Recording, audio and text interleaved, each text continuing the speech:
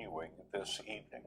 You may have noticed the military vehicles in last night's footage. Well, today, Attorney General Eric Holder said he is concerned about the message that police send when they use military equipment to deal with protesters.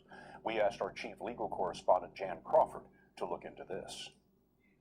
It looks like a war zone. Tanks, combat gear, assault rifles. Police departments in the St. Louis area, like those across the country, are arming their officers with equipment once on the battlefields of Iraq and Afghanistan, much of it free of charge from the Pentagon or bought with grant money from Congress. In Neenah, Wisconsin, officers use a multi-terrain vehicle. The Boise, Idaho Police Department has an MRAP vehicle designed to withstand roadside bombs. So does the Warren County Sheriff's Department in upstate New York. Bud York is sheriff. I'm hoping I never have to use this vehicle, but if I do have to use it, I'm not going to have to worry about my people or possibly the public being injured, because it certainly can save them. According to one report, the federal government has doled out more than $34 billion to local police departments since the September 11th terrorist attacks for military-style equipment.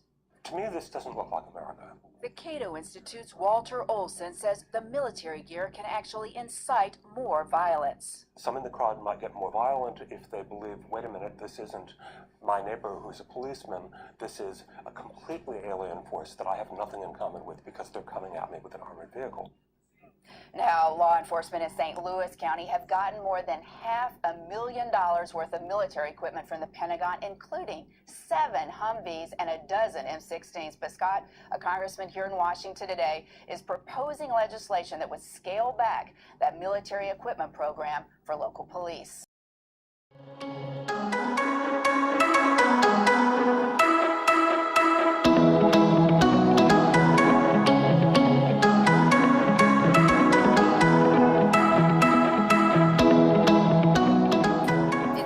Night embedding with the 22nd District Police. Tonight, Montanez is partnered with Officer Mathis, a veteran of the force for 17 years. Every night before their shift, they stop here to pick up their body cameras. How did you guys feel when you first heard that you'd be wearing cameras?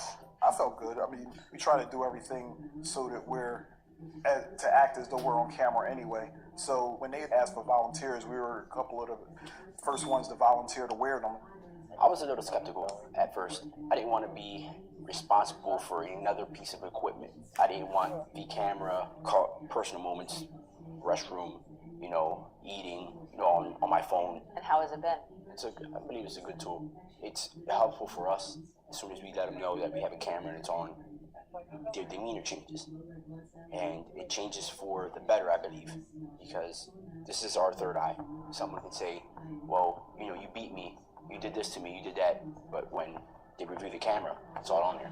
You can't lie, cameras don't lie.